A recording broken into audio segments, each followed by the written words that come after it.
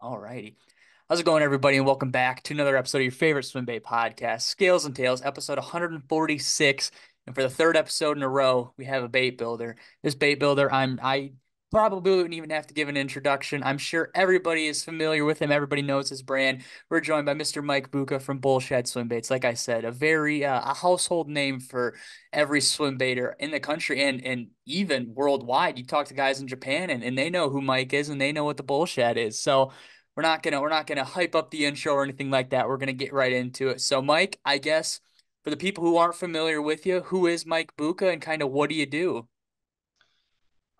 Basically, I'm a boat builder. I was born in DC and I grew up in South Mississippi, and that's where I found my love of fishing river systems and stuff. And that's all I did every day. That's how I kept out of trouble. And God knows, a lot of my friends didn't do very well, but I kept me out of trouble. I did a lot of fishing. The only trouble I got into was with landowners trying to fish their pond and stuff. And then I went to college, and I've guided in Ross Barnett. I've guided at Gunnersville. I've guided here at Alatoona. I've guided all over the place. So I have a big fishing background, and that's where I got into swim bait stuff.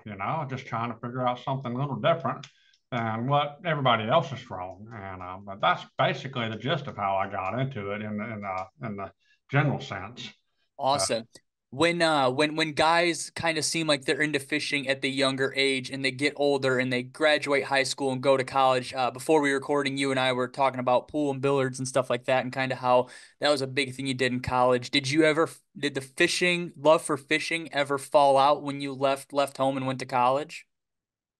yeah, I mean, fishing was not a sport in college. Right. That would have been problems for me. I would have never studied. But I've shot pool a lot, like you said. But it's amazing how much it's blown up. It's really it's good for the swim bait industry. It's good for fishing. And you see that in a lot of other sports too. People getting into sports younger and younger and younger. And when they're super young, and they have all this wealth of information coming in from especially when you start putting computers like Yep. electronics into the equation, they're very good at that, and they really surpass us older generation as far as you know how to turn a computer on and all that kind of stuff. But even the advanced part of the computer. So it's been a pretty interesting transition seeing a lot of these kids getting it younger and younger and being able to find fish um, using just in a computer screen versus, using intuition and stuff. But Yeah. it's been really amazing. Yeah, I had recently saw a quote on another podcast where the gentleman was talking about how like my generation kids who are into fishing seem just to be excel at it and stuff like that. And it's kind of we had a prior generation that grew up fishing, and now with that experience on top of the technology we have, it's just you get a jump start. You're ahead 20 years rather than being 40 years old and kind of learning how to fish out deep. You can be a master at fishing deep at 20 years old and knowing how to read electronics and stuff. So it's kind of crazy to think what's the next 20 years even going to be like for the next generation. It's really interesting to see. Right. Yeah. I mean, what's really strange for me is, you have people that have been fishing 40, 50 years in the BASS and the FLWs and MLFs and stuff. You would think that all that knowledge, they would have it narrowed down to a lot of different things, but it's anybody's game out there. You got to run on the right set of fish with the right lure at the right time. It's just amazing. There is intuition in it, but there's also a lot of luck in it too. But it's kind of like the Tiger Woods thing. Usually somebody that's been doing it for years and years and years and years. I have zero chance of beating Tiger Woods in golf. But Yeah. he could physically come in and stumble upon the right fish and wax us, Yep. So it's just there's a little bit of luck and there's a lot of skill involved as well. Yeah, and that's even to be said, like when you have these tournaments and you fill out your fantasy fishing for the Elite Series and you pick the guys who live around that local body of water and they get their butt kicked in and you're like, what the heck? This guy was supposed to be my ace in the hole. And he catches three fish throughout the course of 2 days. Uh, And it's just like, he wasn't where the fish were. Somebody else stumbled upon him, and they could live 2,000 miles away, but they had the intuition and kind of had the luck to stumble onto those fish. And it's fishing is an interesting sport because no matter how good you are, you still got to have a little luck involved, whether it's making the perfect cast or getting the fish in the net or whatever it may be. It's kind of, no matter how much you practice, you're gonna have flaws somewhere along the way. yeah. I mean, you sometimes you need to take your blinders off and look at the bigger picture instead of the smaller picture. And that's what a lot of those people do in those instances when they come from out of state, seeing the lake three, four times, and they take the blinders off. Yeah. So, and you have to do that in fishing sometimes. Sometimes you need to step back when you get humbled a little bit and look at the bigger picture of what's going on instead of fishing your past, instead of fishing the month. Last year, this month, I caught them here and here and here. But it doesn't always follow that. It may be earlier or later than what condition wise. So you need to be able to adapt to that. So, but that makes a lot of sense. Your favorite swim bait podcast is now proudly sponsored by Leviathan Rods. Leviathan Rods is a Texas-based fishing rod company that's handcrafted and uses high-end, made-in-the-USA rod blanks. Every sale from Leviathan helps support foster youth and their families. With Leviathan Rods, you're not only going to feel a difference, but you're going to help make a difference too.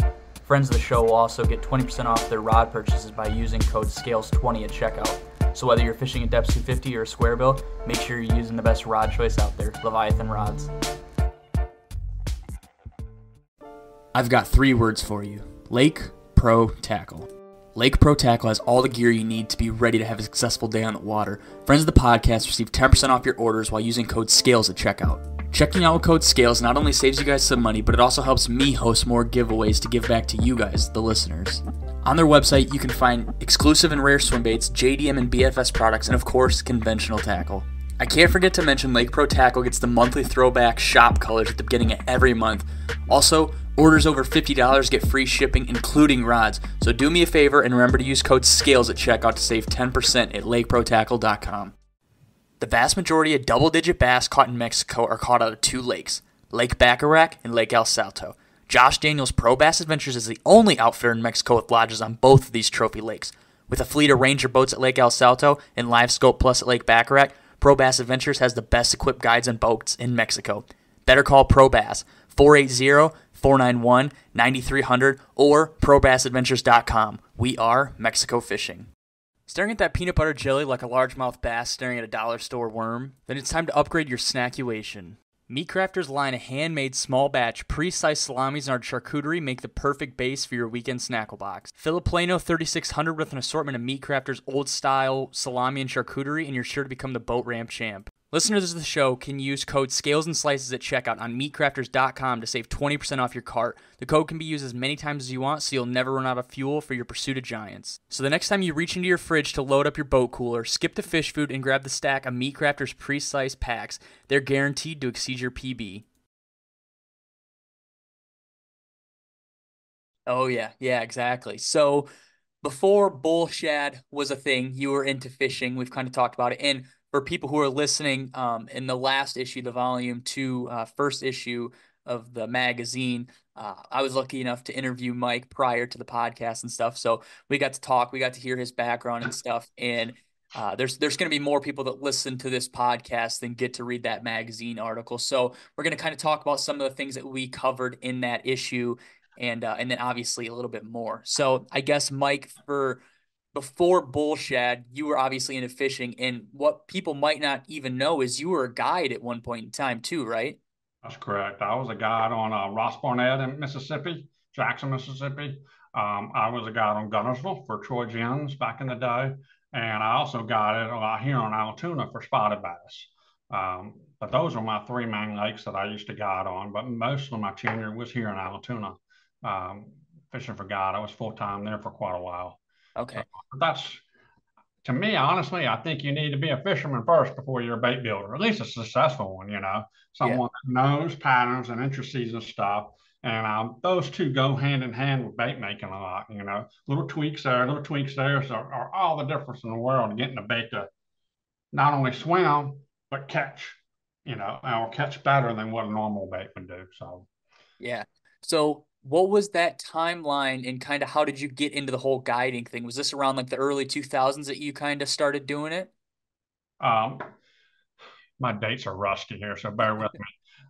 I actually started guiding a little bit back in my early high school days for redfish. Okay. Redfish was my biggest thing, and saltwater, not saltwater, but brackish water per se, redfish and trout. And one of my best buds was a guide there, and he got me my first trip, and the clients were a little pissed. Said, "Man, you're getting this little runt to take you out." And I told the guy, I said, "If you don't catch a lot of fish, I will give you your money back." Mhm.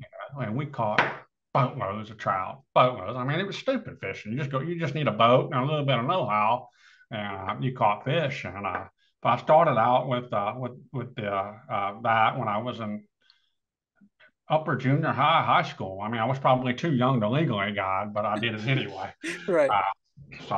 And then I went to college, and I got it on. I got out of college out of Hattiesburg, Mississippi. I graduated from USM. Then I went to Jackson in the restaurant business, and I got it on my days off on Ross Barnett. And then I moved to the restaurant business here to Gunnersville and Huntsville, Alabama, and I got it for a couple of guys up there, and met my wife there, and then we moved again to Atlanta, and I just picked up guiding there a little bit. I kind of got out of the restaurant business a little bit, and it's just said, "Hey, I'm going to do this on full time and see how it goes." And that's what got me started in the bullshad.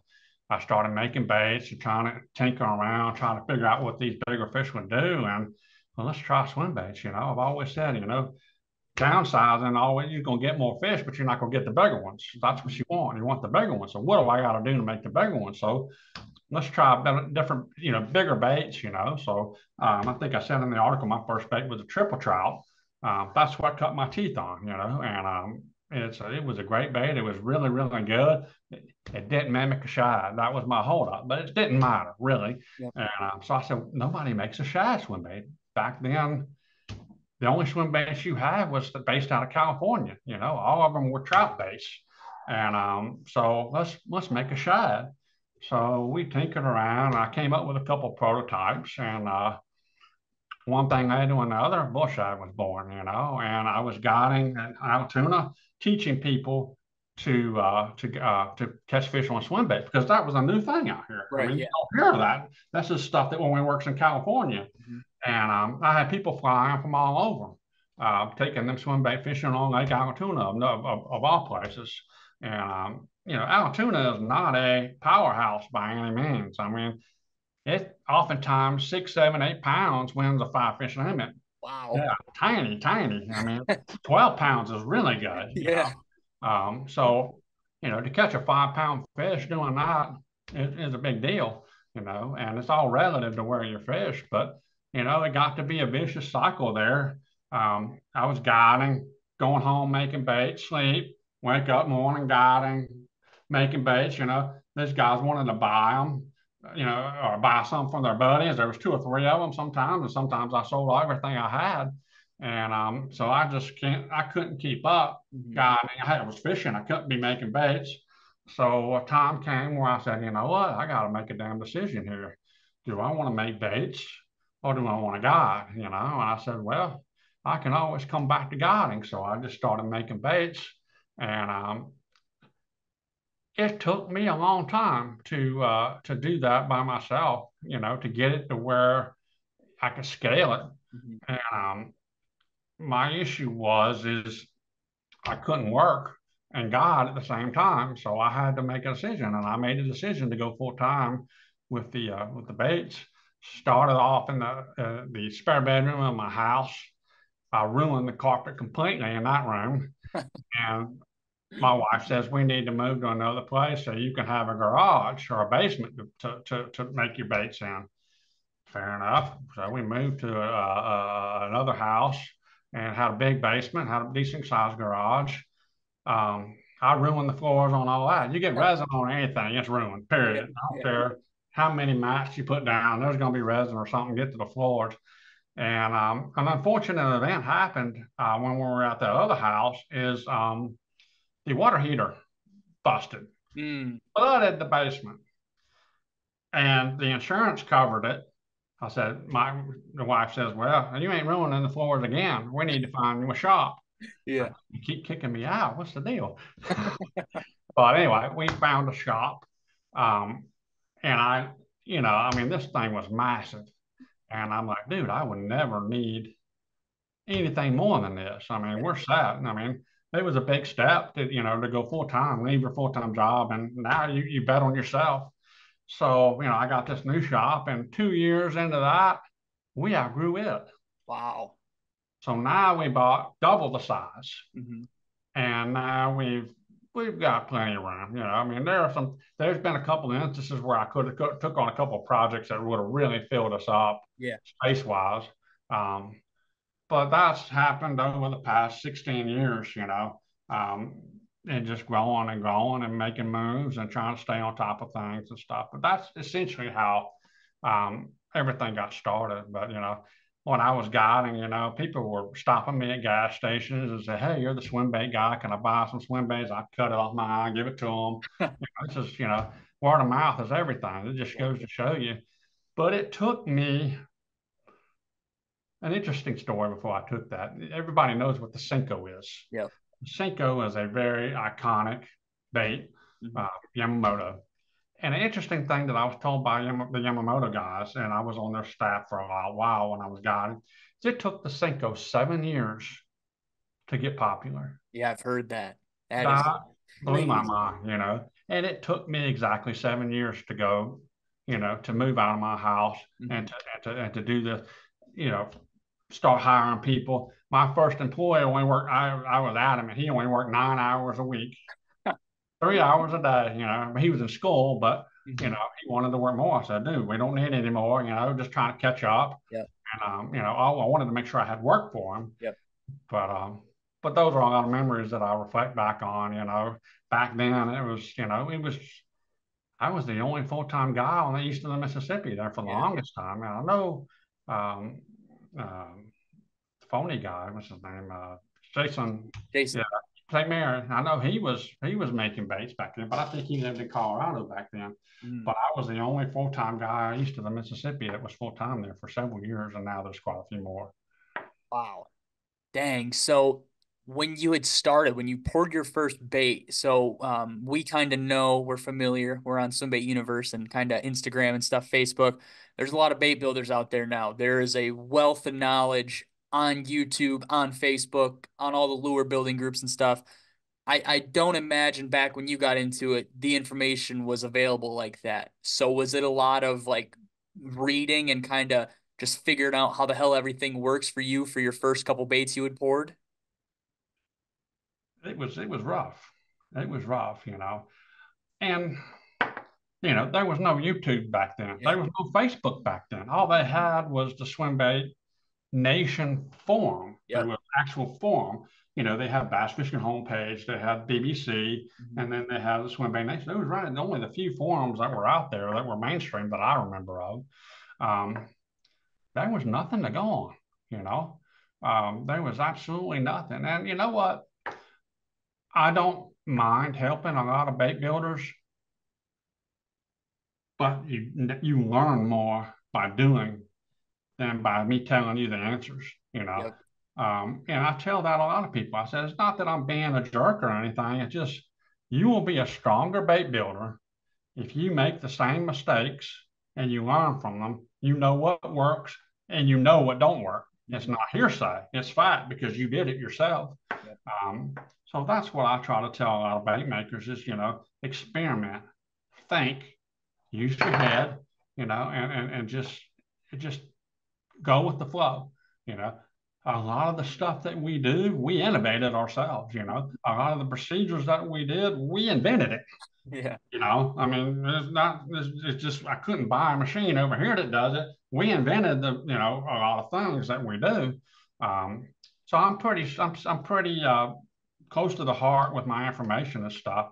I don't mind, encouraging and that kind of stuff because it is an awesome occupation to have. It's very challenging. You deal with silicones, You deal with urethanes. You deal with plastisol. You deal with uh, um, lead. You deal with spin cast machines. You deal with resins, different types of resins. We've actually developed two different resins. They're available in the industry now. Mhm. You know that I can't go into detail, but there's a lot of things out there that we kind of put out there in the market that's available now that we had a very strong hand in developing, because we have certain needs as bait builders, and the products that we use. Each industry has specific needs, and I'll give you one example. We needed a resin that has a little bit of a less curing time. You know, if you have a bunch of molds, then you can just be pouring your molds. And say you have 200 molds, and I know that sounds like a lot, but it really isn't when you start doing mass volume. Yeah, yeah. By the time you're done with that 200 molds, the first one's cured, Mhm. but you're able to pour more molds if you have resin that lasts longer. Yeah. So you can alter the cure times a lot by what you do to the resin and stuff. And that's just one prime example of being efficient in what you're doing. It's not like you're cutting corners, but you're just altering a lot of the properties of the resin to fit production purposes. Yeah. So Yeah, you're figuring out a process that works for you. I mean, that's what Henry Ford did with the motor car. He made it so he could slap those things together in a matter of a couple days and roll them off the assembly line. He was making it so it worked for him. yeah, square wheels don't work very well. Exactly. And Sometimes you having got to think. yeah, and having one guy try to build the whole car is doesn't work very well either. Right, right. Oh, so that first bait you made, was that the 5 or 6 inch bullshad that we kind of know today? The first bait that we made was a bait called the Hampton Shad. I was teaming up with a guy named Anthony Hampton, and me and him were going to be partners. That was the initial plan. Didn't work out that way. Anthony had other things going on, and this is what I wanted to do. Mhm. Um, so when I was learning, um, my first bait swam like a flounder. I didn't use balloons. Right. Didn't know what the hell balloons was. No YouTube. Right, right. There's nothing you can Google how to make a swim bait with resin. Yeah. That just doesn't compute back then. Yeah. I mean, hell, there might have been Google back then, but I'm not sure. But it was. I'm sure it's been Google, but it didn't have anything there about that. Yeah. So you had to learn. You had to adjust. Sometimes you use your suppliers and lean on your suppliers, what you're trying to do, Mhm. and that's one of the things that I learned the most. Nobody knows their product better than they do. Right. Nobody knows my product better than I do. So if you have a question about my product or their product, go to the source. Mhm. You'll get the right answer. You'll have a lot of, armchair quarterback. Well, do this, this, and this, and do this. And, dude, please don't do that. I mean, there's some of those things are just not smart. Go to the source that you need the information from. A lot of people say, well, Mike's too busy. I'm never too busy. The price that you pay for my bait, customer service is built into that. Mhm. That's just the way I feel. That's my restaurant experience teaching there. Make sure your customers are happy as long as they treat you right as well. But you need to make sure that you're available for your customers and not have these long wait times and stuff. Don't do drops until you're finished. All sorts of crap comes up. Oh, my hook supplier ran out, or I ran out of this and I can't get it. And try doing all that during the Yeah. pandemic. That ain't gonna work. So you just need to be smart and be fair and be upfront with your customers. Always be thinking about how they would feel. Everybody expects their base yesterday. They're Amazon. Yeah. I'm not Amazon. I try to be, but damn, when you make an order that night and you PM me in the morning as my bait shipped, and I'm just still getting the crack sleepy out of my eye. I mean, I get a lot of those. Yeah. I get a lot of those. I mean, over the years, I have seen, and I haven't been around nearly as long as you have. I've seen very many companies fall behind the ball opening pre-orders, and the paint doesn't cure right, or the resin doesn't cure right, or they don't swim right, or whatever it may be. That's a tale as old as time itself, I think. And no matter the horror stories that get told in groups and on forums, there's still a couple people that want to roll the dice with that situation and doesn't work out most of the time. Yeah. Yeah. I mean, it's easy to make one bait.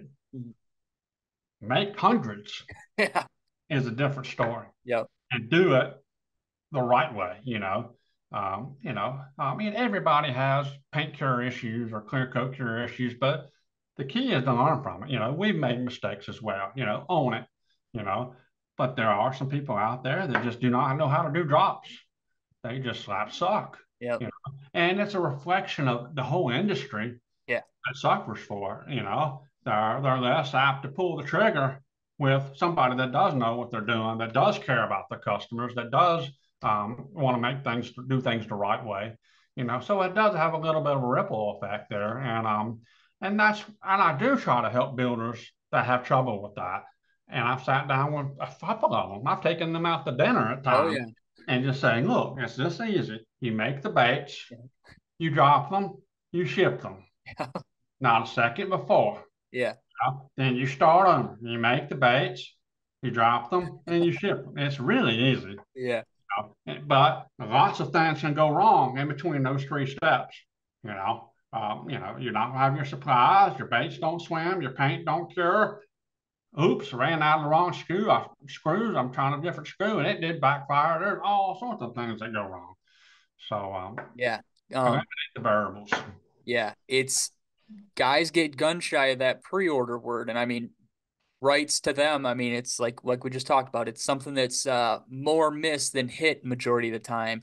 And I think that builders they know how much like how demanding their baits are or how many they can sell, and they think I'm just going to collect all this money and then all I got to do is make the baits. But I will say once you get all that money in your PayPal or in your account, you're like, oh man, I still got to pour these baits. I got to add hardware. I got to swim them. I got to paint them. Then I got to ship them out. Like, oh, I just got all this money though. Like I'm gonna take a couple days off. I'm gonna go fish or whatever it may be, and then it just spirals out of control. Is Yeah. as as When you good as got you think you are, you're gonna fall behind because it's just too good to be true. I mean, you nailed it 100%. That's 100% what happened. Once you get the money, Yep. the stress was relieved. And then when your customers start coming at Yeah. you, time to pay up. Yeah. That's what you pay when for making that decision that you made. Yeah. So It feels like the job's done, but you haven't even broke ground on it yet. You right. got a ways to do. You just collected all the funds. You got to build the product now. That's exactly why I said the three steps. Make sure you have them ready. That's the biggest thing. Yep. That way, once you have them ready, all you gotta do is ship them. That's it. Yeah. And having one or two bad drops where you fall behind a couple weeks, that'll stain a reputation quick. And you can turn your customer service around 180, but once you have a tarnish on your record, it's people are gun shy. Like I said, it's hard to convince. It's kind of like when you miss a fish, you got to try to convince them to bite again. It's a lot harder that second time. Same thing with a customer that you've burned once. Yeah, yeah, yeah. I mean, I think they always said, you only get one chance to make a first impression. Yep. That's it, man. That's it. And it happens. I can't think of a bad drop that I've had. I don't think I've had one yet. You know, um, so far it's just been pretty flawless. We Yep. we do really well with them. We don't have any issues. We make the baits ahead of time, and we've got a schedule set up. And I did have one issue trying to figure out how to my general manager. I got a new general manager, and we didn't know how to work the damn website to get Oh, the actual drop and the drop section yeah. a cluster, but they found it somehow. They found it. They were smart people younger than me didn't know how to do it. They found it, but I finally got it down there. But that Yeah. was the only major flaw I had. But it was on there. It just not at the right time, and we didn't. He didn't know that there was a timer. You could put it on there, say 7 o'clock, Oh, it goes off. This little old people stopped it. This we don't know that. yeah. Oh, Oh, that's funny. So looking back, if you were in your shoes 10 or 15 years ago, would you could you even guess on where you'd be today with how Bullshad has grown? between the ABS side of things and kind of becoming a staple in the swim bait community? Was that something you ever could have imagined? When I was starting, my goal was to catch my clients to catch more and bigger fish. It was never my intention to do this full time. Yep. That was not even a thing back then. You had Huddleston and Castaic, Shaw, Slammer, Oh, yep, yep. um, and the one that was really old. He made some wood baits. I forgot his name. Oh Jesus, I don't know, but and they were all out west. Hmm. You know, even I thought that was a Western thing. Yeah. Until I started getting into it. But I had zero intention of doing this for a living. I didn't even think about it, Yeah. and I didn't think about it until I saw how many people were flying into Atlanta to learn how to fish swim baits in the South. Hmm. I mean, I just couldn't keep my calendar straight. There was only one of me, and I couldn't clone myself. And it was I had to decline people for I mean it's 8 months we were going every day. Yeah. And that's when it got me thinking. I said this might be able to do this. Right. I was friends with what a lot of the tackle shops in the area, and even they were telling me, saying, Mike, nobody's gonna buy a $50 swim bait. Right. Yeah. $60, sweetie, that's not gonna work. And they were trying to be nice. I don't think you see what I see, Yeah. So it was a leap of faith, to quit what was working for you and to totally shift gears. One of the scariest, but one of the bravest things I've ever done, was to do is to go from, be an entrepreneur Hmm. and bet on yourself. Yeah. That takes guts and balls to do that, Hmm. and but I don't regret it at all. I don't regret it at all. But it was some fun times. I always remember that. When you were booked, 8, 9, 10 months in advance, and people wanted to buy your baits after going out and swimming them, was that when something kind of clicked that this could be the thing that you do for the rest of your life or for a lot of years to come? Uh, I mean, what I learned there is the power of word of mouth. Yeah. That exploded, and that's exactly what happened. Now that I'm trying to remember all this, is it was not only my clients, but they were going home whacking fish, telling their people, telling their buddies, and then they wanted one. Yeah. And the one thing that I've learned that was interesting over the years is when you are doing all these drops for god baits and stuff, it's amazing. You could sell through 120, 150 baits, poof, like that. And even though you just had a drop, the next morning, the next 2 days, the next week or two, you have a plethora of more people asking for baits. And what's happening is those baits are getting to those customers that went in the drop, and they're talking to their buddies, and they're taking their buddies out in the lake, and they're getting their ass waxed, and it's just a Yeah. constant flip, Snowball. Yeah. snowball effect. And that's exactly what happened back then. Retailers wanted them, and customers were emailing me. They didn't want trips; they just wanted to buy the baits. And I'm like, uh, I only had a couple of molds back Yeah. then. I didn't know any, I hadn't gotten into my processes of being able to do production, because making a few baits is easy, but like Mhm. I said, making hundreds is rough. Yeah. It takes a lot of coordination and a lot of stuff. But that's exactly how I got started, was the income and influx of orders of people that were not my clients taken Mhm. out. Yeah. When you had started to sell them after your guide trips and cutting them off for people, did you ever feel like you had to make an exception to sell baits? Like this guy really wants one and he's pissing and moaning that $60 so much, so you're going to give it to him for 30, or did you hold true to your price when you first started out? I mean, back then, 50, $60 was a lot for a bait. Yeah. Yep. And I've never budged on my prices. I really have. I've never done any sales Hmm. or anything like that. I price my time in there with hey Doc, give me a drink. drink. Yeah. Um, I price my baits what my time is worth, and and I can't do it any less than that. I'm already right now. I'm one of the cheapest guys out there still. Yes. With all everybody starts at 100 plus. I'm still got a lot of baits down in the 40 50 60 dollar range, and that's what I like to do. I like to spread my prices out a little bit. I got somebody, if they want to do something cheap, they can buy a bullshot. If they want to go something more high end, they could buy a bait or a custom painted bait. I kind of cover them all. And then you mentioned ABS earlier. That's even further down, Mm-hmm. 19, 20, 30, $40, for an ABS bait, So that's one thing that I found out early on is what I was doing is they were coming to me 50, $60, and then they were saying, man, this is something I really like to do. It's really working.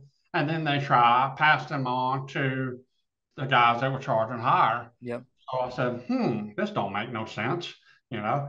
So what I started to do was do the baby bullshad back then. We had, 14.99, get them there. Then they come to the bullshad, regular bullshad, and then they come. Then I started making more HD baits, or catted baits. So I was able to carry them from the very beginning to the very end. They want to go as expensive as they want to go. They can go as cheap as they want to go.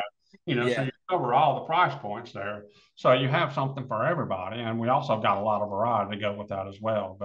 Yeah. Uh, but I've never really budged on my prices. I've got people asking me at shows, or if I buy two, I don't even do that. It is what it is. I don't want to devalue my baits in any way. I would never ask anybody to work for free or work at a discount. So I wouldn't. I'm not going to do the same thing either. Yeah. It's kind of funny if those people, if those retailers, when you first got into it, that heckled you, kind of gave you a hard time about, oh, this is so much for a lure. If they could look into a magic mirror and see baits going for $350, if it's kind of what they would think about it then compared to now. Now, like you said, that 125, $150 is almost an industry standard, in quotations that somebody starts making a bait, and it's not uncommon to see that it costs $100 bill. And for whatever reason, like you said, you have stuck true to it over the course of all these years. Prices have stayed the same, haven't broken $100 for one of your, or for some of your baits. And I think that speaks testament. I mean, you just talked about how you don't budge on the price, and in course of not lowering the price, you haven't really raised the price either. That goes both ways. It's not a one-way street. And I think there's a lot to be said about that. I mean, I'm sure people say, "Oh, I'm just getting into swim bait fishing. What do I need? What baits do I need to buy?" How many comments out of 100 comments say, "Oh, you need to get a 5-inch bullshad, or you need to get a 4x4, or whatever it may be?" I mean, 90 out of those 100 comments are all mentioning your stuff, and guys kind of see, "Oh, it's only $60." Like, they see the only $60, and it's a whole new idea to them. They realize they don't have to spend $100 or whatever it may be on some of those other baits. And I think that's super cool. It's just kind of something that you've carried over the last, how many years, and it's become a staple, I feel like. I mean, it's funny you mentioned that. My very first retailer was Christy Lester, and she owned a tackle shop in Hiram, Georgia. And God bless her heart, she was the one that told me that, Mike, I don't think you're going to be able to get 50, $60 for this. Mm-hmm. And I said, I'll tell you what. I said, I will give you these first batch of baits on consignment. And, you don't have to pay me if they don't sell. Yeah. They sold out in 10 minutes. People went to the store, and her jaw was on the freaking ground almost, and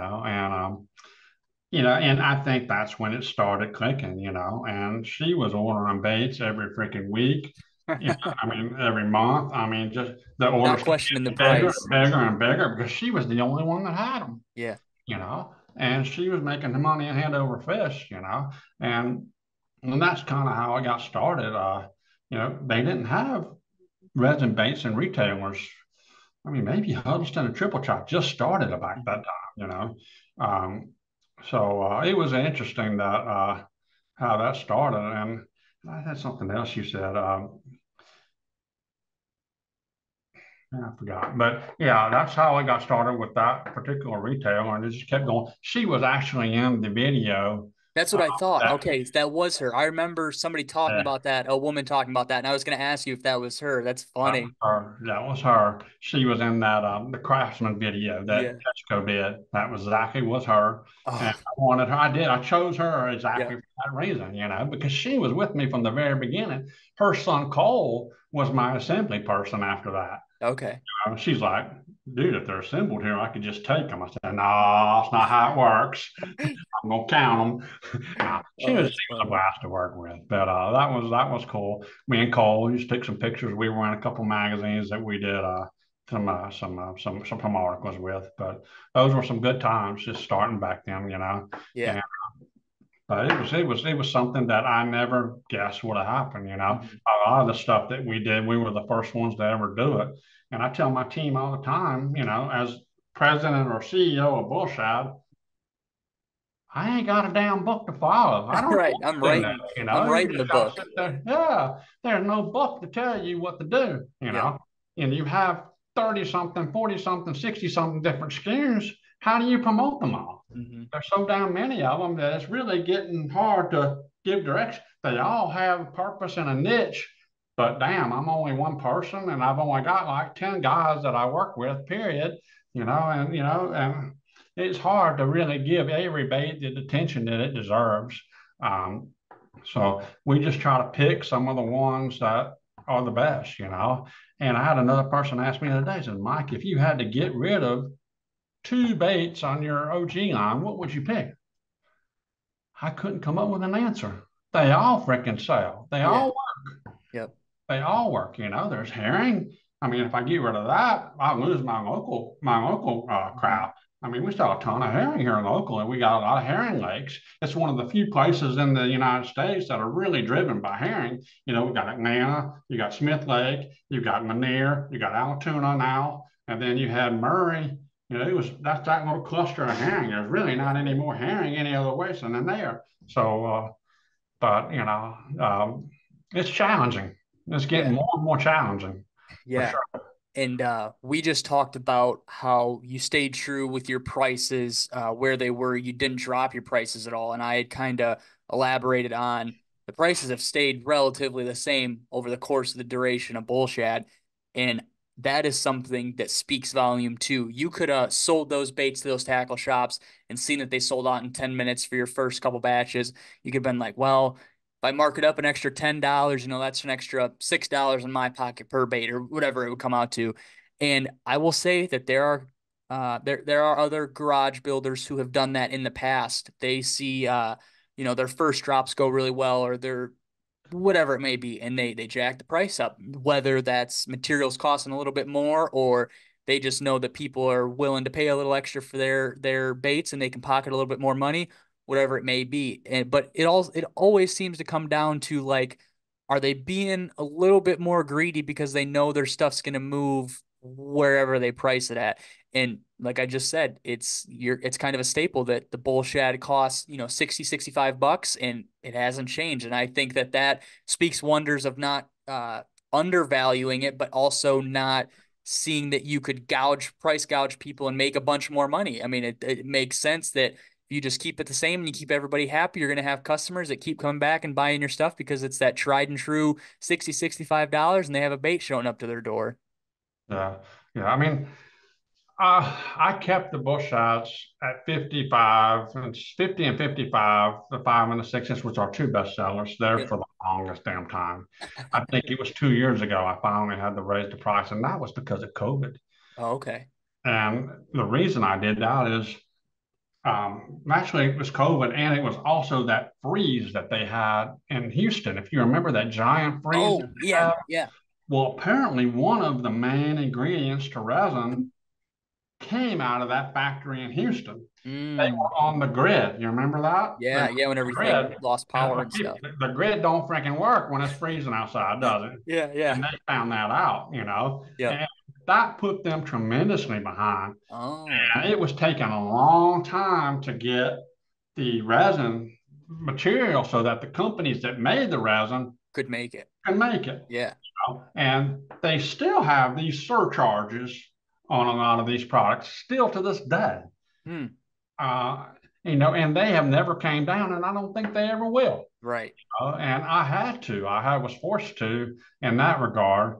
But I've always told people, I said, you can never say I'm in it for, I'm just in it for the money. Yeah, I Right. sell some $200 baits, but I also sell some $50, $55 baits too. So I'm trying to spread myself thin and, and be able to cater to those guys that are just trying, because I think that is so important to cater to. There's more people in the 5 and 6 inch range than there ever will be in the 7, 8, 9, 10 inch range. Yeah.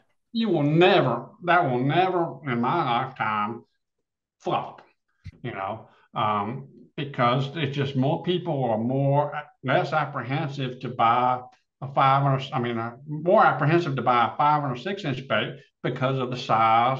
They're scared. Fish don't eat baits this size, all that kind of stuff that I've been trying to reverse and educate my entire life. Yep. That's been my mission, is to teach people that these things work on all size fishes, no matter where you are. I Yeah. don't care if you live in Ohio, where the fishing sucks for largemouth bass, or Indiana. I know, Gail, bless your heart. Oh, Gail, yeah. There's big fish there, and they work. It's not easy, but they do hit those baits there. Yeah. And yes, they do hit them here in the South, and yes, they do hit them in California. But fish is a fish. It's an opportunistic feeder. If it sees something, this is what they feed on every single day. Yep. They don't hit finesse worms every single day. That's not a forage. A spinnerbait is not a forage. It may mimic something, but it's a horrible mimic of a threadfin shad. You ever seen a shad with a skirt? Yeah. So what we do is we mimic the exact forage, and we try to mimic the exact swim to tease or get that fish to bite. I could tell you a million stories of all the stuff that I've heard. I've had one guy in Florida. He was a guide, and he was in South Carolina. He had a booth. He was a Florida guy, and he had a booth in North Carolina. I'm sorry. He says, man, I'm a guide on Okeechobee, and I said, I don't have any cash, but I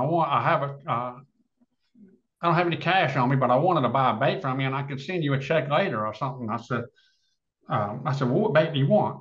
He says, yeah, I want that little 4 inch and that little 5 inch there. And I'm like, my brain waves are going off here, and I'm like, let me get this straight. You're a guide on Okeechobee. He says, yes, sir. And I said, let me guess, you fish shiners in Okeechobee? Oh yeah, big ones, one And how big? pounders. Yeah, yeah. And you want a 5 and 6 or And I'm 4 and a like, 5 inch bait. why do you want the minnow? Throw them the T-bone, buddy. 1 pound shiners, throw an 8 and 9 inch bait. Oh, yeah, those are small for shiners. We usually use 10, 11 inch shiners. Perfect. So anyway, you get things like that all the time, when people are just really messed up and confused and stuff. There are times for smaller baits, but my point is I don't know why I couldn't make the correlation between big shiners and big swim baits. That's exactly why they work. Now you can throw a shiner all day long without it dying. Yeah. So. Without, without ever having to put your hand in the minnow bucket. Yeah, right, exactly. Oh man. So you just talked about you had gotten a question asked on what two baits you would cut out of your original lineup if you had to, if it came down to having to cut two out. And you also touched on the 5 and 6 inch being super best sellers there for many years. Out of your baits, what one so you come up with the idea, you carve the bait and you test the bait. While testing, what bait has been your favorite that you're so excited to bring to market that it's just you're so excited for other people to fish and catch fish with? If you're asking me what my favorite bait is that I Yeah. make, is that what you're asking me? Yeah, yeah. I know what it is. And I'll be honest with you, it's the least selling bait that we sell. Oh, really? That 9 inch bullshad. I Really? more fish on that thing than any other thing. And I've been fishing that thing for 14 years now. That thing just works. Mhm. And I think it has to do with a lot of reasons. And and I think it's one of the reasons why swim baits work as well as they do on a lot of lakes. Um, I started fishing it before anybody was throwing swim baits here in the East, or for Yep. most people anyway. So they've never seen a bait that big, you know. a lure, I should say, Right. bait Yeah. Yeah. lure. Um, so I think that's why it was so effective. It was something new that they totally came unglued on. You could go to a pond and you can train these fish not to hit your lure very quickly. Mm-hmm. I learned that quick. I had an 11-acre lake and I used to catch pigs out of it. And then every year I started sucking more and more and more and more. And now the damn things wouldn't even hit a swim bait. Right. And they're still in there. They Mm-hmm. didn't go over the spillway or anything. And I think that happens with a lot of baits. And especially you can see when new people start getting into swim baits, they fish lakes that a lot of people don't have access to. They start clobbering them because those fish have never been exposed to Yeah. those bigger baits and stuff. So, but my 9-inch bullshad is my overall, all 16 years I've been building baits, I've caught more bigger fish on it than any other bait. Any other bait. Um, Now, the hardest bait that gave me the most fits was definitely glide baits. Yeah. They are fickle. Oh yeah. They are very fickle. And those people that, get one to swim first try, there's more to go. Yeah. You're not Easy. finished yet. Yeah. Yeah. There's a lot more to go. You'll see a lot of bait guys out there. They'll come out with one glide, and then the next day or another year, they'll improve it.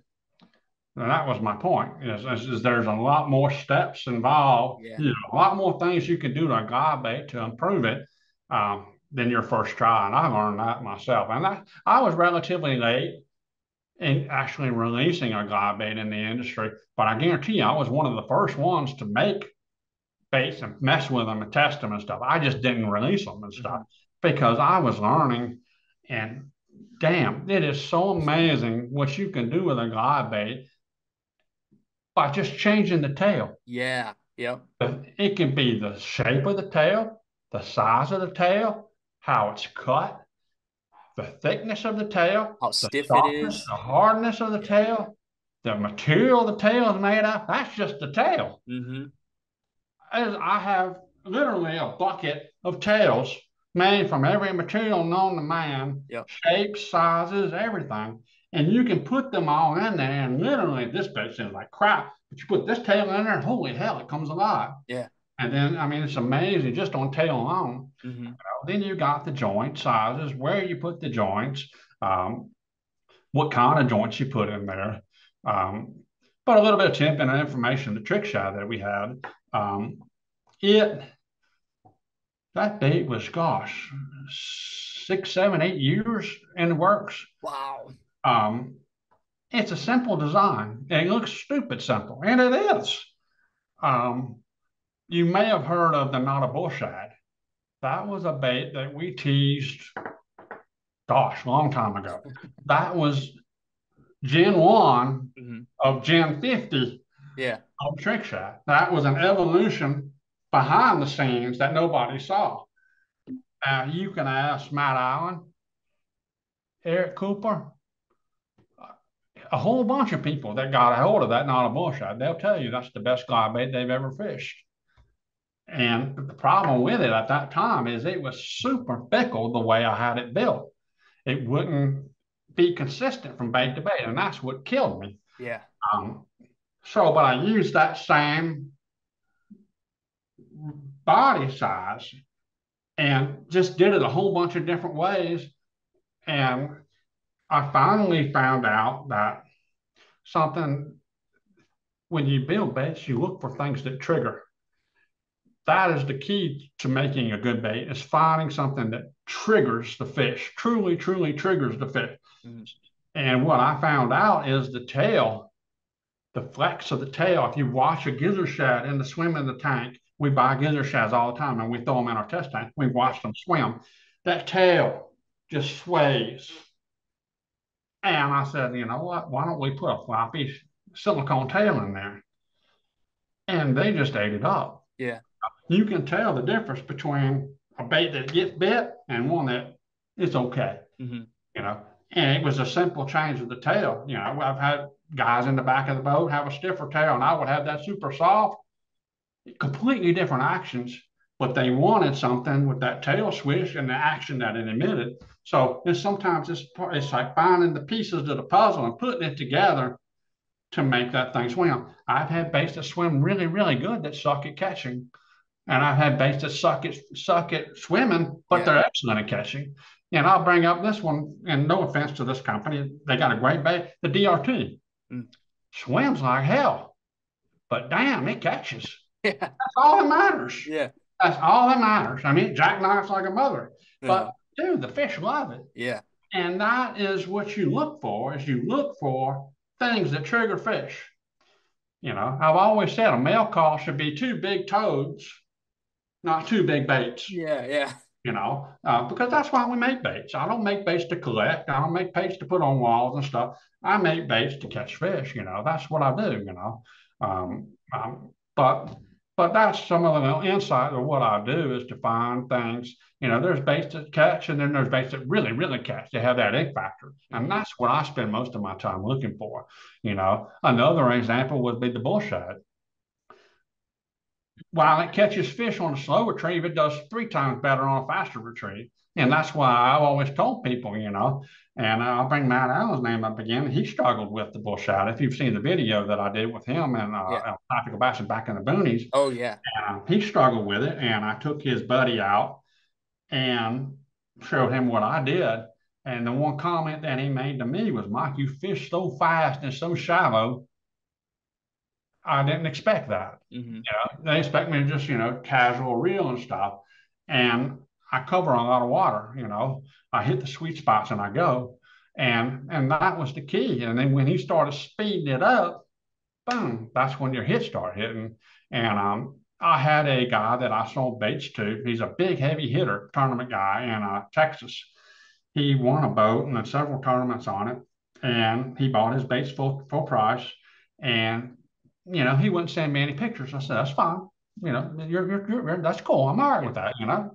I didn't give him a discount, so I can't expect Right. anything from him in return. And he said, Mike, even if I told them what I was catching them on, they wouldn't catch them. And that's when I knew he knew about the speed Right. because you got to figure that out. Each bait has a trigger that you got to trip. Hmm. And the speed thing with the bullshad is one of those. So there's a bunch of different examples I'd give of that, but those are 2 prime examples of being able to dial a bait in for the fish and not dial it in for the fisherman. Yeah. So, Yeah. I know what video you're referring to. I feel like Matt and Tim were in the front of the boat and they were recording you in the back of the boat fishing. And they were like, uh, if you watch Mike, you see he's burning that bait, and that's what you got to do to get these fish on this bait. And man, yeah, that was an older video, but I did watch that recently within the last year. uh, And it's funny that you say that. And it's I don't know. It's interesting that you have to like we were just talking about how guys are scared to fish the 8, 9 inch baits. There's guys who are also scared to fish fast. And you got to think that if a bass sees something it wants to eat, it's gonna eat it. It doesn't have a mirror to know how big it is and relative to that bait to see if it should logically be able to eat that bait. And it also doesn't know how fast it's going. It just knows that that thing looks like something I want to eat. I'm gonna go chase it down and eat it. Those are the two factors that come into play that I uh, mean, I've had big fish following glide baits and they look at it for 10, 12 feet and then they swim away and it's like, man, if I wasn't fishing so slow, that fish wouldn't have been able to look at that bait and it probably would have came up and smoked it and not looked at it and learned what it was. And so those are two things that I feel like guys get complacent and comfortable with and then they upgrade a couple inches up on the bait or they fish a little bit faster and like, oh man, like I'm catching just as many fish and they're even a little bit bigger now. And that's kind of a happy medium I feel like guys have to find eventually. right. Yeah. Yeah. I mean, I get questions about followers all the time, and sometimes there's not a whole lot you can do about it, but there are some things that you can help um, be more successful in those Yeah. followers. And one of those is the biggest one is make a long cast. Yep. If you're roll casting, you're too close. You're way too close. Yeah. If you're fishing docks, you're throwing 35, 40 yards and you're going to make a hell of a cast. If it's windy that day, it's going to be a tough day, Yeah. trying to get accuracy out of that. and making those long casts because, if you see those fish fall 10 or 12 feet, that means they see you. Yep. So by making that longer cast, you're backed off the target a lot and you're giving them more opportune second, more uninterrupted time to look and commit to the bait. And that's one of the biggest things. Another thing is fish windy days. Yep. Where they can't see you. They break the surface and stuff. Um, Fish at night, especially clear water, that would definitely help. If you got that gin clear water, it's good for seeing them, but it ain't good for catching them sometimes. Yeah. Yeah. So that gin clear water at night helps a lot. I've got a lake here local that's 15-foot clarity, and it'll get you. You got to pick your days, and you got to pick your techniques, and you got to fish clean. Yeah. You can't make mistakes. And I always say it's me against the fish, but I always say that if I get a follower and I'm too close, that's a mistake on me. So you got the number one thing that I learned that I didn't think was important when I turned into a swim bait guy was boat position. Yeah. Super critical, super critical. Not only the direction, but also backing up. Mm-hmm. I used to have a place, a community hole on Altoona, and it's a main lake marina, and they have what you call wave barriers. You know what the wave Oh, barriers yeah. are? Yeah. It's just a 5 foot wide, Yep. and they're anchored with cables and stuff. Yeah. And it surrounds the marina to keep the waves from hitting the boats in the marina. And those fish used to school around them down boat wave barriers left and right. So I went inside the marina and I was throwing at the wave barriers. I was backed off like I normally was, but they were just rolling on it, snipping at it. They were just kind of half-assing it a little bit. They were following it. I mean, 15, 20 fish followers in less than 40 minutes, I said, well, crap, what the hell? So I said, let's try something. Let's go on the other side of the wave barriers, throw across the wave barriers, bring it to the wave barriers. Light switch. The fish didn't know what the hell did happen. I was flipping them over the wave barriers, Yeah. one right after the other. It was that simple adjustment Yep. that made everything in the world. Fish get conditioned Oh, yeah. to direction of lures.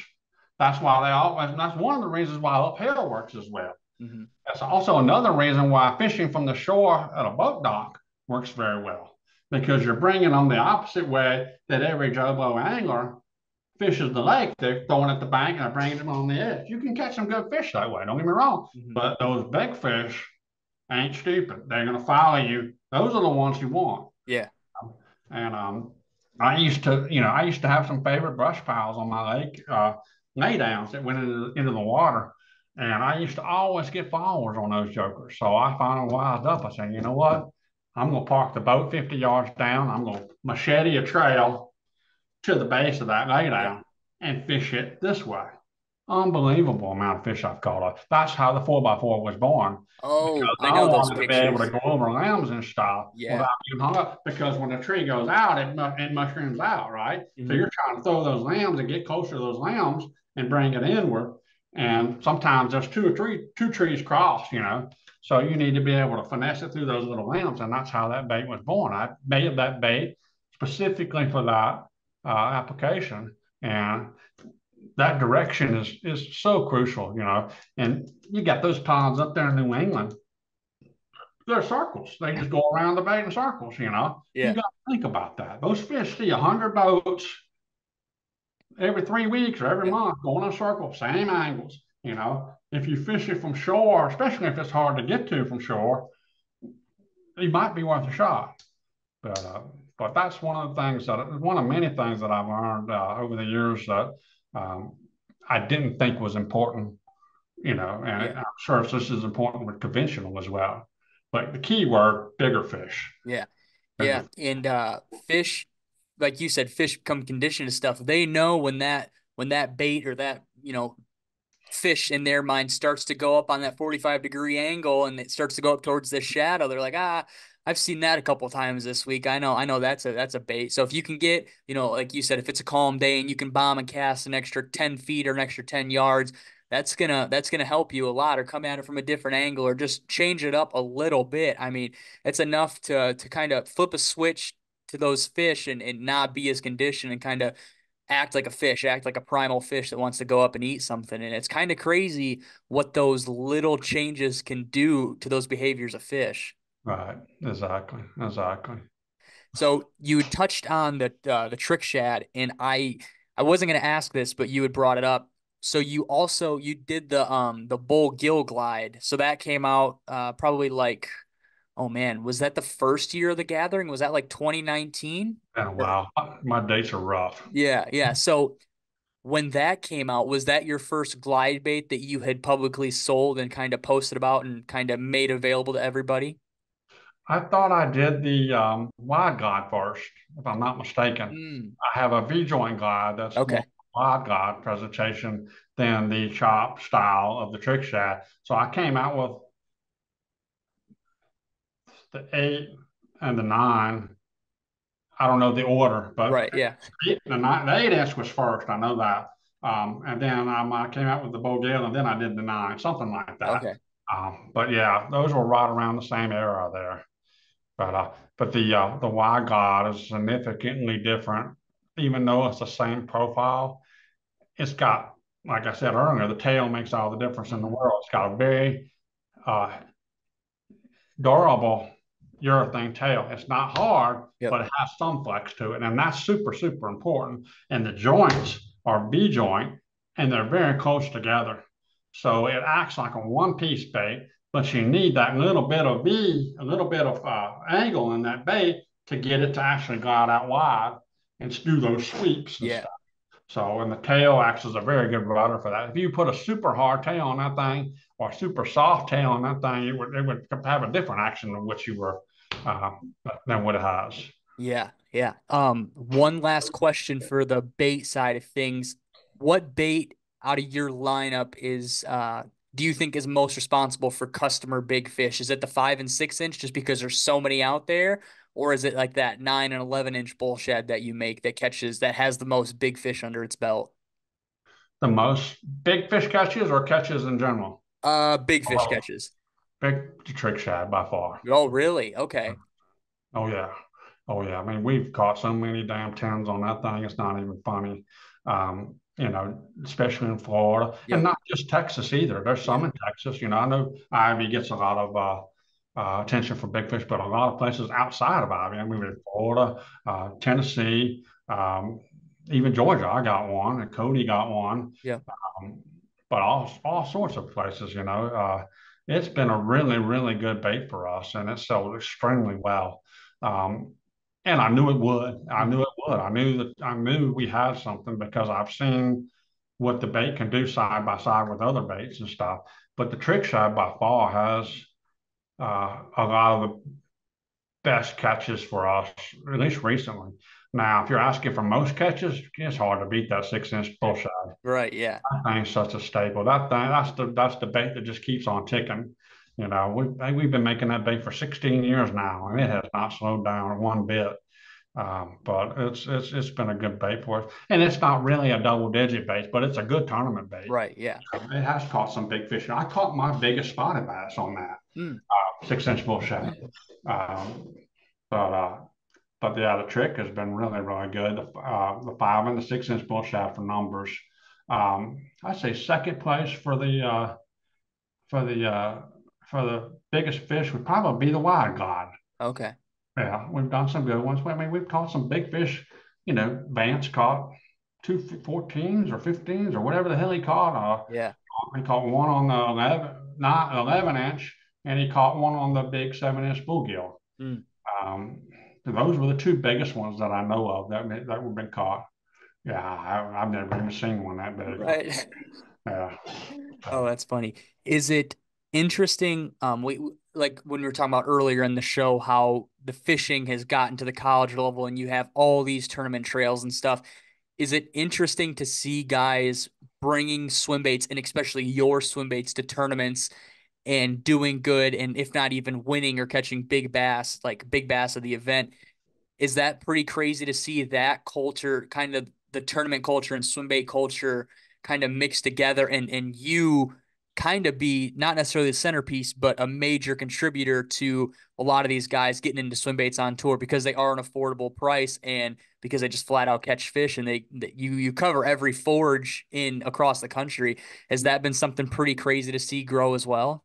Yeah, I mean it's pretty flattering when you have Kevin Van Dam throwing your stuff. I mean, Yeah. I'll be honest with you, there's not much better feeling than that.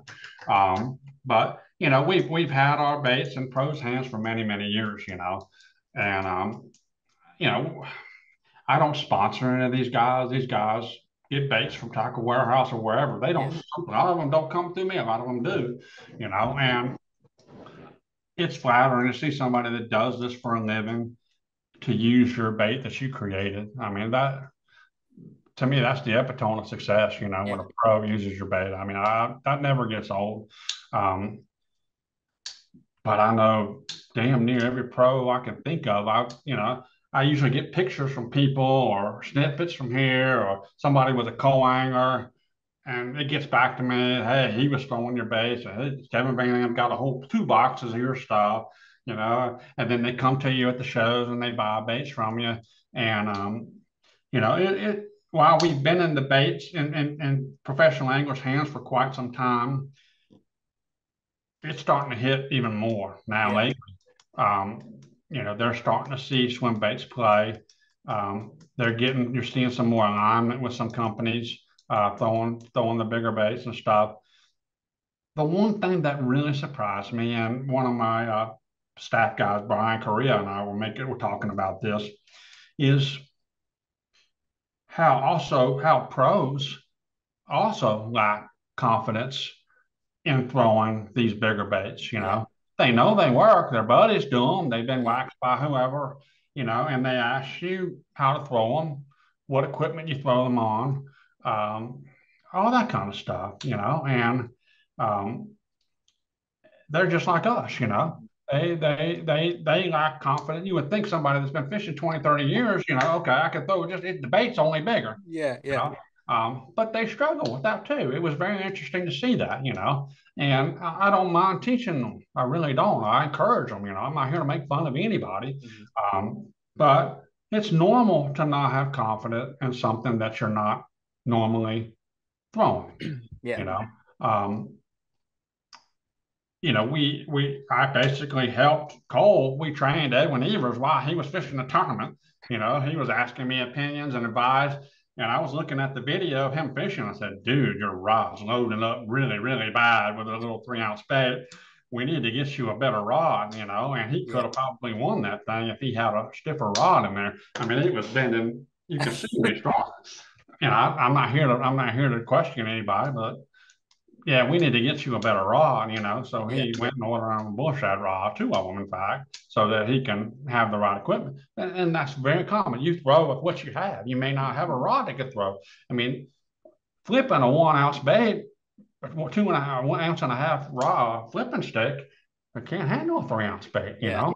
So, you know, they don't have equipment designated on board for these type of baits. So you learn that way, you know. And but it was very interesting to see that, you know, and um, sometimes you're your own worst enemy in trying to overanalyze some things, you know. Um, it's still, it's just a bigger bait. You need a bigger rod, Yep. you need bigger line, sometimes a bigger reel just to be able to handle it, you know. And line choice is also uh, a very common thing, you know. Hmm. Uh, People like to throw fluorocarbon line. I'm not a fan of fluorocarbon on swim baits. I know there are a lot of good anglers out Yeah. there, but to me, it just can't handle the knot strength. Is just not there um, on a lot of those fluorocarbons. I lose a lot of baits when I try fluorocarbon. Hmm. I've tried them all, expensive, cheap, whatever. Yeah. I lose baits. I just me, you know. But I know some really good guys that love fluorocarbon. I'm just not one of them. You know, I stuck with mono for years and years and years. As long as you know what the disadvantages, the pros and cons of each line, you can adapt Yep. if you know what you're dealing with. You know, the biggest thing with mono is stretch. So that means you need to have your form 100% right. You can't have your rod half cocked back, Yeah. and you get a bite and get it.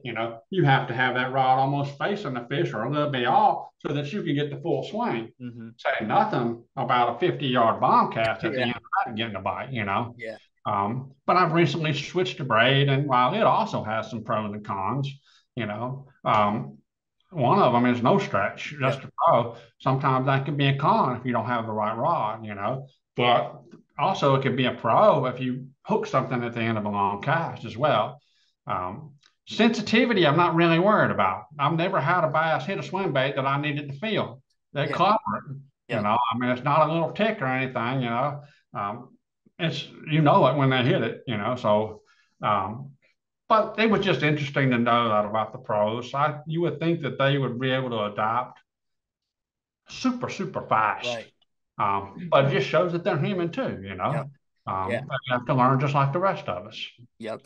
Um, so before we get into like the rods and the new Bucca brand and stuff, I did want to ask, do you remember when Tackle Warehouse reached out to you and placed your first order? What was that like? What was that experience like when a big retailer reaches out and says, "We want X amount of units"? Was that kind of even more awe-striking than realize that this is your new full-time job? Was that pretty high up there on the memorable moments for Bullshad?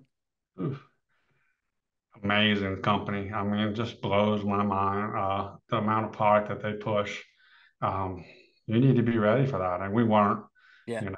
We had when we got. I mean, we used to get seven, 800, $900 orders. That used to be pretty good size back then. Mhm.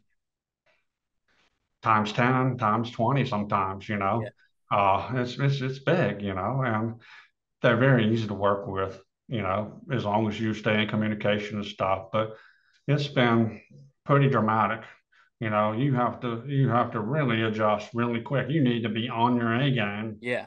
with production when you deal with somebody like that. If you can handle Tackle Warehouse, you can handle anybody. That's what I've been told many times. Yeah. But super good company to work with. I have less problems with them than I could say anybody. But they've been great to work with, and I appreciate uh, the business that they've given us. So they've given us a lot of cool opportunities and stuff. I'm very gracious. That's awesome. So from the Tackle Warehouse opportunity to now, we just got done talking about rods and or just talking about line and having the right rods for the situation and stuff. If anybody's been living under a rock, you have your own signature rod through Dobbins. And I guess what was that experience like? Did you get a hold of Gary? Did Gary get a hold of you? Were you guys already mutual friends? Kind of what was that story? How did this all come to be? I've known Gary for many, many years. I was with him um, when he was with Powell. Oh, wow. You remember Okay. that far back? I Yeah. was his very first staffer with Dobbins when he switched over, when he went to Amiglass, if you remember. Okay. And Amiglass was warehousing his rods. And he's been a mentor for me I mean, he's one of my favorite people in the fishing industry by far. The good thing about Gary is he will tell you to your face what you want, what you need to hear. Yep. And that's what you respect about somebody like that. He doesn't bullshit around. Mike, this is the way it is. This is what I think, and here's why. And he will steer you right 100% of the time. I mean, that man is just amazing to me. He's given me opportunities and advice that I couldn't get anywhere else, Hmm. from anybody. Um, but he's been a very special person to work with. And, you know, uh, I don't remember if I came to him. I think I went to him about a rod, and he jumped on it. I said, I want to make a bullshad rod. We're big enough now. We have some clout. Hmm. Here's what I want the rod to do. And he said, well, this is going to be tricky, but we'll see what we can do. I said, Yeah. I want a rod that could do it all. Hmm. 2 ounces to 8 ounces. And I said, Gary, I want it true to its specs. Yeah. I said, none of this 15-ounce crap, and it can't even handle an 8-ounce bait. I said, I want 2 to 8 ounces, and all right. Grunt a couple of times, and he hangs up, and uh, I would say a couple months later, he sends me an email. Says, I need your signature. I said, what for? He says, I'm going to put your signature on the rod. I said, oh, okay. All right. I gave him my signature. I texted to him. He said, all right. And a couple months later, a rock comes in. And it didn't have a lot of the logo stuff on it, if I Yeah. remember right. Um, but I got it and I said, damn, this is awesome. I just flexed it and stuff. I took it out and he said it was a little bit off from what I wanted, but he said it just moved it up. He says, I was trying for 1 ounce at the time. He said, we do 2 to 8. 2 to 8 was more reasonable than 1 to 8. So Right. fair enough. Fair enough. I'll deal with that. And it actually does what it's supposed to do, you know. And he told me it was one of the best selling rods that he's ever did with a pro staff guy. That's awesome. Yeah. So much that he wanted to do a second one. So we did the one below it, the 835. So we got one, the 835 does 1 to 5 ounces, and the 836 does 2 to 8 ounces. So there's some overlap there. Mhm. Um, and I use the 835 a lot for the smaller baits. It's a lighter rod. That's the biggest advantages of the 835 is it's lighter and it makes it more easier to throw the smaller baits that even though the 836 can do. But if you're going to get stuck with one rod, 836, it can do it all. Right. It can handle it very well. So, but it's been a very good deal with him, and I'm happy that he is more semi-retired. If you've ever been to his warehouse in Sulphur Springs, No. oh my God, that place is the size of a football field. I had no idea he was that big. I thought he would have like a shop the size of mine. I said, dude, Yeah. I do more sales than you do, blah, blah. That dude has a football field. You could not fit a greased toothpick between some of those. I mean, one end to the other, nothing Yeah. but damn Ross. He has one room, half the size of my warehouse, just for apparel and hats. Oh my God, the guy freaking blew up. Yeah. Amazing, amazing. And I actually got him his present general manager, Bryce Bozeman. Oh, He yeah. was my staff guy forever. Me and Bryce have a real emotional bond. You know, we both came from the restaurant business, Okay. and so we got each other. And Bryce is, he lost his dad early in life, and I've been one of the guys to help him. Um, you know, uh, Trying to get out of the restaurant business, trying to do what he wants to do in life. Mhm. Everybody has that struggle, you know. I'll be honest, when you're in the restaurant business, that's tough, Right.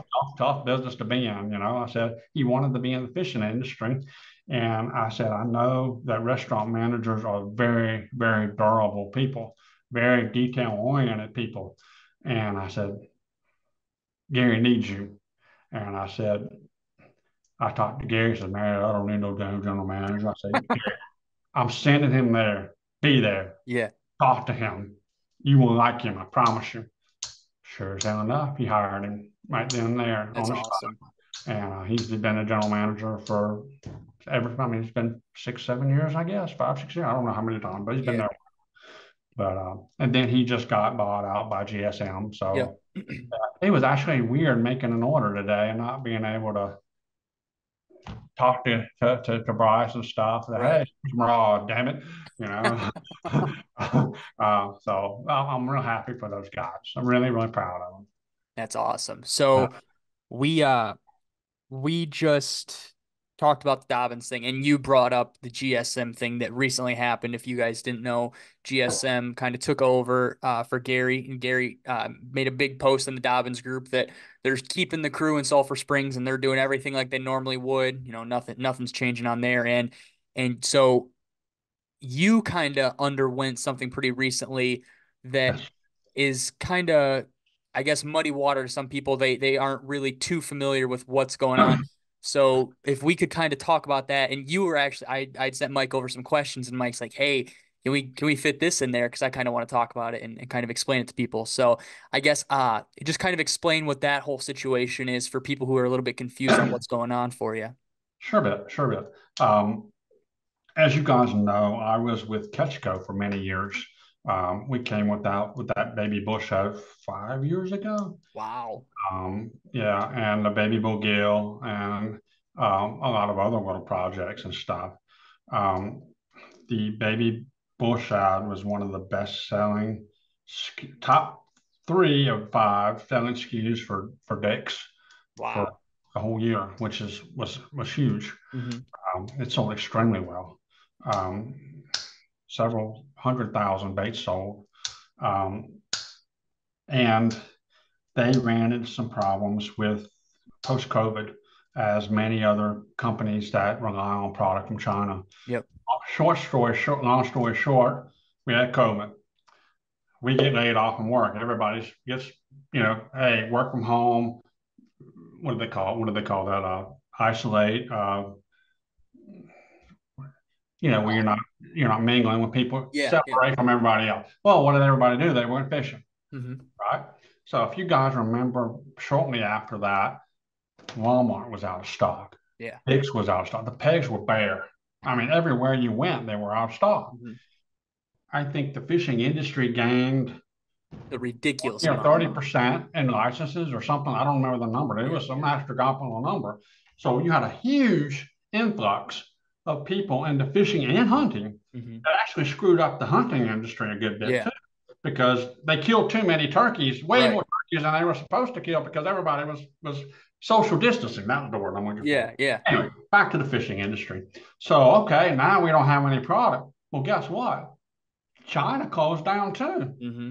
They can't make anything. Yeah. People are dying left and right. They lost half their crew. They had to retrain people, hire new people, and Hmm. so when they opened back up, everybody in the fishing industry was placing orders to China. China finally said, it's going to take us 14 months to get you your order. Holy crap. A year and 2 months before Yeah. you see it and your pegs are empty. I would hate to be the purchasing manager. Yeah. Order 14 months in advance. That's Oh, going to be a couple of semis. wow. Yeah. So you're sitting here like, holy shit, what do you do? Yeah. 5 quarters worth of business. I mean, everybody that orders from China fell into that boat, that same boat. Yeah. Some made it through better than others. So, okay, they get their order 14 months later. Now you have everybody back to work, Yep. not fishing, not buying fishing stuff. So that sales that was going like this went, Just boom, went right back to where it and they're was. sitting on all that inventory, and you got to liquidate it, Yeah. pay your people. So they got in trouble. There were many other factors. That wasn't the only one, but there were some other factors as well. But I'm not going to go into that. Long, like I said, long story short. Hmm. Um, so they were bought out by a company called Gordon Brothers, and they take businesses, they flip them, they fix them up, they get rid of what they don't want, and they try to grow what they do want. And they stuck with the mystery boxes. Oh. And they got rid of everything else, is my understanding. And I've had a very good relationship with the Ketchco guys. Even when times were tough, they communicated with me. They told me, Mike, got to be honest with you, it's not hard to hear, but they were always upfront with me. They've always treated me right, and they said, Mike, they are going to go a different way. We have a lot of your product here still. Hmm. Um, See if you can find another suitor that you would like to work on. We're giving you this opportunity to Yep. pick your relationship here. And I had to think about that. Okay, I was surprised. I wasn't expecting to hear that. So all my industry years are all came to a head, and I found 3 people, 3 companies that I was interested in. One of them reached out to me, and the other 2 I reached out to, and I interviewed them all, talked to them for the most part, talk to them, try to figure out, get a feel for things. And I went with GSM. I've known Crispin Pilot for a long time. Um, and I went with GSM. They're up and growing. They have a huge fishing side, a huge hunting side. Yeah. Crispin is in charge of the fishing side. And I said, the value in this relationship is not my resin baits for them. The Yep. value for them is ABS side. Crispin has 18 years experience with Strike King as product development. So the guy knows how to take a product and move it and shape it and knows what the customers want, that kind of stuff. 18 years of doing that. So that's what we're doing. We're building ABS baits for swim baits that are designed by myself. Mm-hmm. Um, some baits that I've already made, some baits that I haven't already made, that we're working on to bring to the swim bait side of the world. A lot of people think that as swim bait makers that we are kind of upset when other companies make swim baits, ABS companies, Okuma or Castaic or any of those big companies. Yep. Oh, yeah, Savage Gear. Shimano, yeah, whoever. Yes, exactly. I said those guys actually help us, Right. because they offer lower price baits. So once they buy their baits, they see, okay, I know a cheap one works. Well, I wonder how much better an expensive one, It one that's opens that custom made door. will work. Yeah. So it carries over for everybody. And this is one of the continuation of what I tried to do with Catchco. Um, they were struggling to keep their feet from getting wet. That we dropped the ball on the bait design side of things a little bit. So now with GSM, we're getting that back on course, um, and we're gonna run with that. So they did not buy my company in resin baits or the silicone baits that I do for Gale Yep. burritos. What they do is they are doing the ABS side, and they call it the Bucca brand. Mm-hmm. So under that umbrella is what we are going to make the ABS baits. So they're going to manufacture them. They're going to handle distribution. They're going to handle marketing. They're going to talk to sales. They're in charge of everything. Just do the design phase, Yep. and everybody benefits there. So we're trying to make our bullshad go mainstream ABS wise. Yeah. And by ABS, a lot of people don't know what ABS is. Basically, a plastic crankbait. You make Yep. them out Yeah. of plastic stuff. So our resin baits are still made in Ackworth. Nothing's changed there. Nothing will change there. They have no control over that part of it at all. Um, so there was some confusion with a lot of people that I sold out GSM. I said I didn't sell out GSM. Right. I just signed a partnership deal Yeah. with them that I would design them baits with them and share my designs and share my experiences to help them become more mainstream in Right. that side of things. So Awesome. Last question for you, and it's kind of a personal question for Mike Bucca. Is it ever feel like too much between the whole new deal, the Bucca brand? You do the burrito baits, you do the Bucca and all that stuff, and then you also do Bullshad. Does it ever feel like, man, I just need to take a day off and go fish and not think about running a business or trying to run a business or whatever that may be? there's another side that I haven't told you about that I'm also developing. So no, No. I can't say anything about it yet. But I mentioned a little bit about a partner that I have that me and him are trying to do something else that's never been done. Mhm. And so there's going to be another dimension coming sometime soon, I hope. Yeah. More later than soon, but we're working out the kinks and we're doing our homework and stuff. But there's a whole other dimension out there that is lacking in the in the swim bait world um, that we hope to capitalize on. So it's challenging, Yeah. absolutely. There's a lot of balls to juggle. Um, I was born to do this, you Hmm. know. I worked in the restaurant business for a long time. I'm able to juggle balls, handle stress, handle pressure, wear a bunch of different hats. Um, I've got a great team under me. Um, things have never been better as far as team member morale, team member training. I sit down with those guys today for an hour and a half, just gave them my whole vision, Yeah. and so that they know what we're doing, what our end goal is. Because if you don't know what the end goal is, you don't know what path to take. So they need to make decisions based on what our end goal is. Mhm. But I sit down one on one with every team member sometimes more than 2 or 3 times a week, so that we're focused and we know what we're working on, and we know what our goals are and Yeah. what we're trying to accomplish. But it's very challenging. The biggest challenge I have is we have so many different SKUs. It's hard to focus on this one, focus on this one. You got 60, 70 different SKUs. Yeah. Yeah, I mean, we have one Instagram page, Yeah. I can talk about, I mean, let me go over them. You got 5 inch bullshad, 4 inch bullshad, 6 inch bullshad, 7, 8, 9. You got the bluegill 5, 6, and 7, come in different sink rates. You got the herring, then you got a 4x4, you got a weight bait, then you got a 7 inch 4x4, then you got a 4x4 soft tail, a 4x4 deep, 4x4 deep soft. I mean, you see where I'm going with this. You're like, Yeah. holy cow. So how do you give attention to every design Hmm. to keep them all relevant? Yeah. That's a big challenge. And that was the challenge that I talked to with my team today.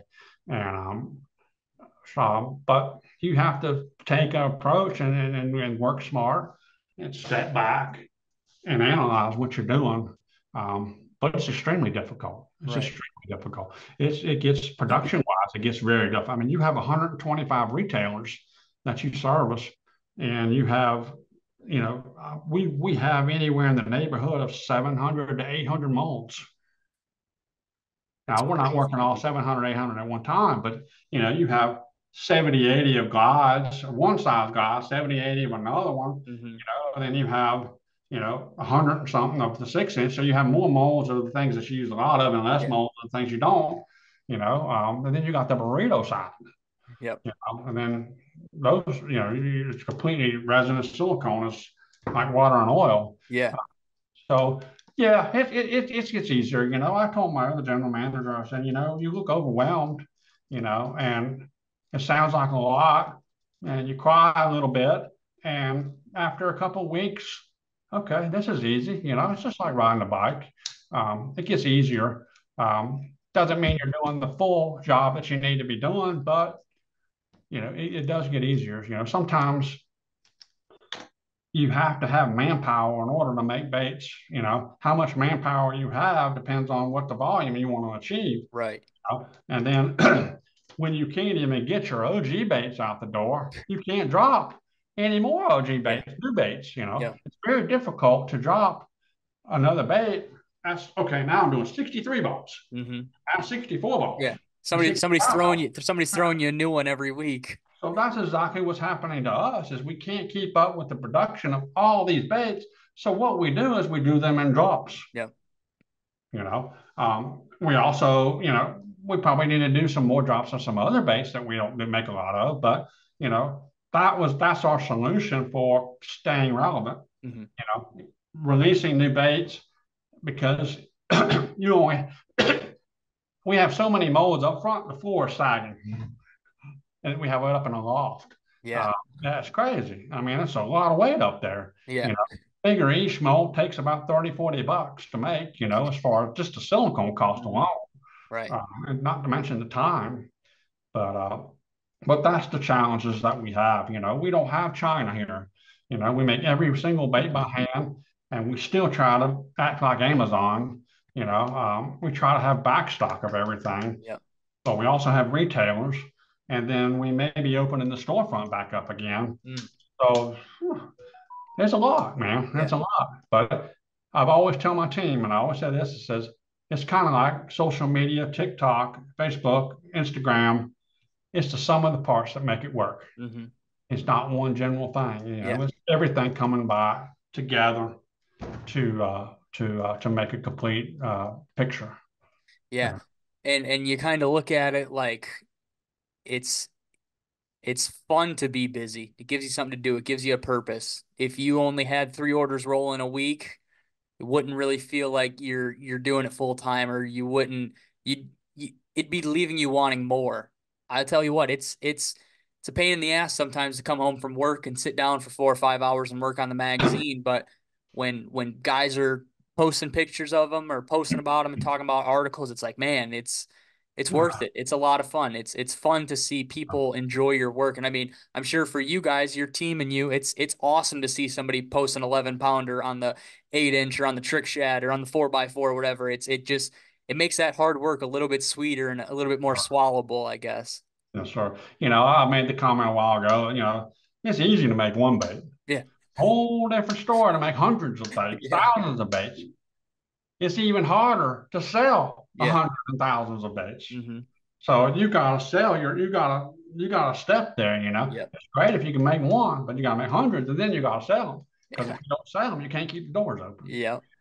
We've been a constant 800 to 1200 baits behind for 16 years. That's crazy. It's nuts to think Yeah.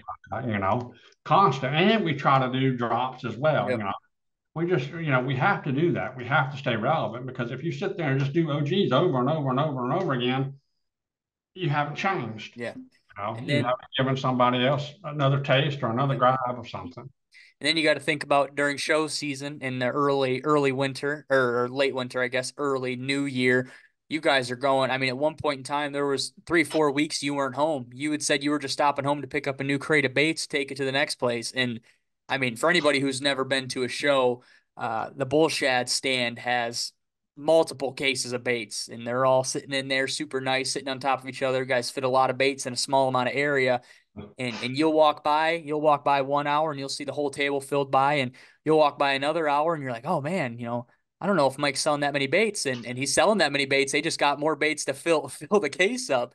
And Right. it's a crazy thing. I remember that first gathering. If you guys weren't there, it was in the yard of a tackle shop, and I think that was the year that the Gill Glide was new from Bullshad, and that was the talk of the town. I mean, that was the one show that I saw your guys' table was dang near pretty dry. It was a dry watering hole that day, and it's crazy. I mean, no matter what, the gatherings have been around for 5, 6 years now, and there's never a dull moment at the Bullshad booth. There's always line there. There's always guys talking to you. You're always talking about baits and talking about, just swim bait fishing. And it's super cool. It's the tale as old as time. Everybody knows who Bullshad is, and everybody knows what a Bullshad bait is. I always talk about, it's fun to see a bait and be able to snap your finger and know the company because the way it looks and the styling behind it. And you just gave us the huge list you had, and you could show anybody that bait who's swim bait fishers and they'd know that it's a Bullshad bait. And I think that's something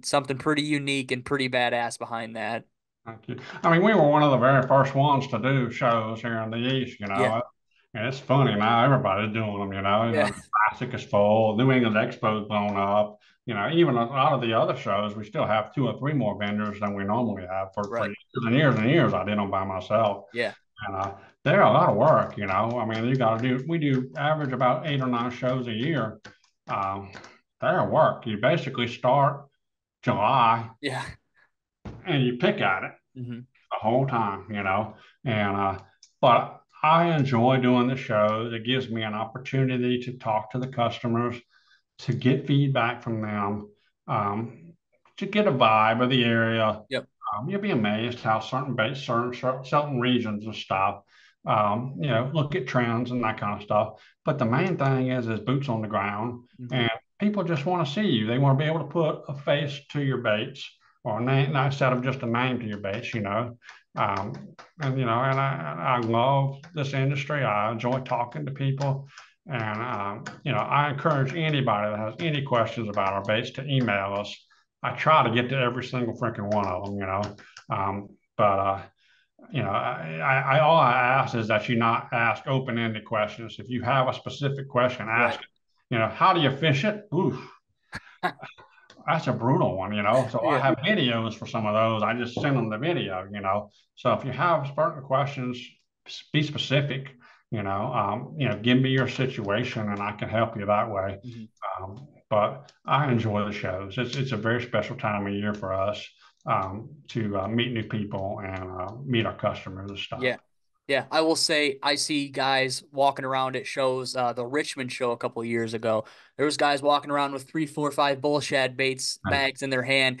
And then they're looking around all these rod vendors, and they're like, what rod can fish all these baits? And I mean, Yeah. there's something to be said that guys are buying a handful of baits and they don't even have a combo yet. They like, oh man, I gotta make an investment now since I just bought all these cool baits. I gotta have something to fish it on. And I think that's so cool. Like you said, opening the door to people, and then you open them up to this strange addiction, and it's just all downhill from there for most people. Yeah.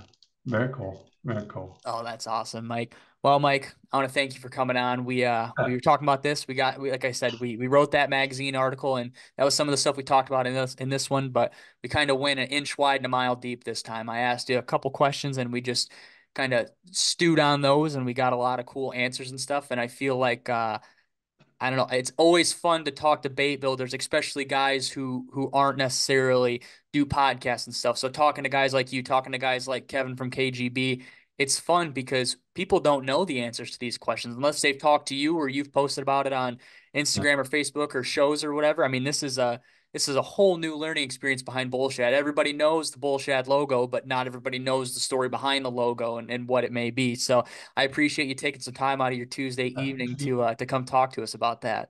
You bet. I wanted to say something to you, Adrian. I said, I read your magazine, and it is a really, really very put together magazine. You should be very, very proud of that. This industry needs something like that. Thank you. And my advice to you, and it was the same advice that I had, is about the Cinco being 7 years. I hope you don't have to wait 7 years for success, but keep at it. Yeah. You have something very special. You have a niche. It's very well put together. It is a high quality magazine that you guys do. So you should be very proud of that. And I'm thankful that you chose me to be on the show and then to interview me. It's been my privilege to do so. But I wanted to wish you the best of luck and thanks for having me. Thank you, Mike. I appreciate it. There's always a worry in the back of my head that, am I going to overgrow the market that I have? And then I look at guys like you who on Instagram, you guys are closing in, I think, to 50,000 followers. And it's just like, oh man, I'm just a sardine in this really large ocean of fishing. And guys like you with the Bucca brand and stuff like that can leave the door open for guys getting into swim bait fishing and kind of with that $15 bait investment, they find the culture of swim bait fishing and maybe luckily enough stumble onto my page or whatever it may be.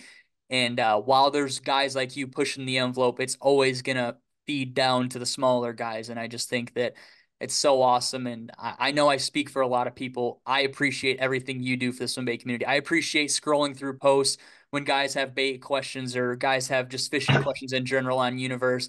And there's Mr. Mike Bucca giving them advice. And whether or not it's the advice they want to hear or not, it's coming from somebody who knows a thing or two because they've been around for maybe a couple more days than they have. So I just want to appreciate everything you do for the community, Mike. And it's awesome to see. Like I said, it's always a good time to read your advice because you have been around for quite a bit longer than a lot of us have. Uh, uh, but Well, thank you for your time, buddy. alrighty, I appreciate it, Mike. Your Instagram, is it just Bullshad Baits, and is that kind of where everybody can find you on social media is Bullshad Baits?